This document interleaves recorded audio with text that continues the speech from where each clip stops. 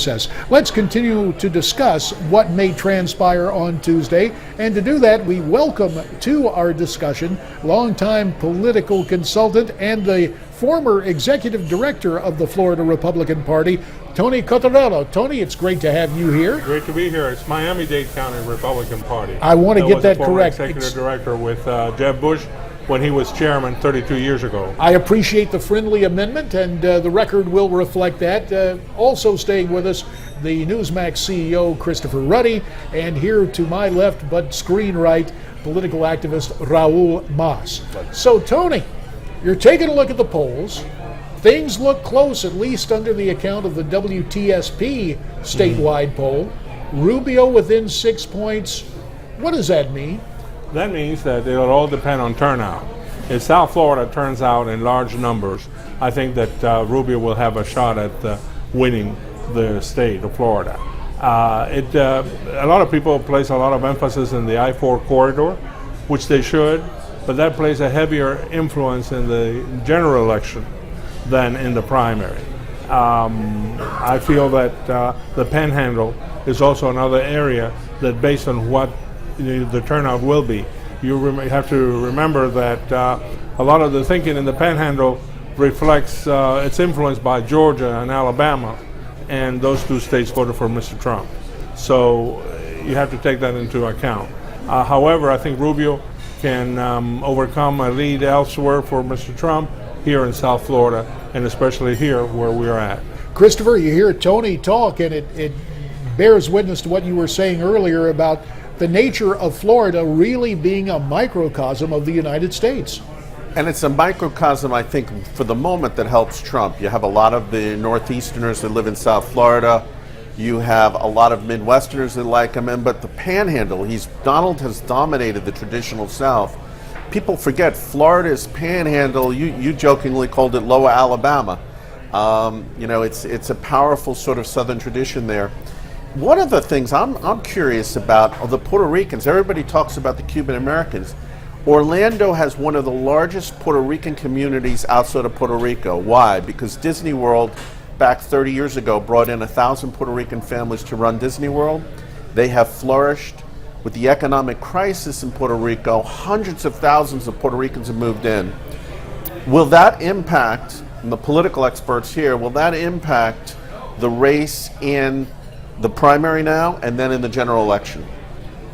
And how? Puerto Ricans are not, typically when you think of Puerto Ricans, it's not necessarily a hardcore Republican sort of base, right? Right. It's historically, I think, been more friendly towards Democrats. But you're right. The people that did come over here came over here as U.S. citizens, if you will, and they're hardworking individuals. They may very well have an influence in this election. But one thing that our previous guest alluded to, J.C. Bermudez, when he talked about Marco Rubio, is so true. This is a very young man with great ambitions, who is a very hardworking, campaigner, and who has time and time again come back from behind, became a U.S. Senator against the Charlie Crist campaign. Nobody thought he could do it. He jumped in and he won. So if anybody can come from behind, it's Marco. I still believe it is a tough road to climb, but he's a very astute campaigner. You also have to realize that Puerto Ricans, many of them are registered as independents. They will play a major role in the general election, deciding which party carries the state of Florida. I think that in this particular case, you have to realize that in Florida, that unlike some of the other southern states, Florida is a closed primary state. In other words, only Republicans get to vote, whereas in other places, independents and Democrats were able to vote in our primary. I think this is the Republican primary is only for Republican voters, and there Mr. Trump doesn't always do as well as he does when you have an open primary. For the argument that he makes that he brings other people outside of the party, this would be a closed party shop. There will not be. Tony raises, I think, one of the most important points of this primary season is that of the 8 closed primaries and caucuses, Trump has lost six of them to Ted Cruz. So when Republican voters only come in, George Will has described what happened with Trump, or what has happened with Trump, as a hostile takeover. You have huge numbers of Democrats and independents voting in the Republican primary. Now, Trump will say, that's great, it's showing I'm bringing new voters into the party. Maybe, maybe not, I don't know. We also see a higher turnout of anti-Trump voters at the same time within the party. I think it's important that he brings people from outside. Many of them are former Reagan Democrats that we have lost in every election since Ross Perot. Many of them went for Ross Perot in that famous election that divided our vote, and consequently Bill Clinton was elected.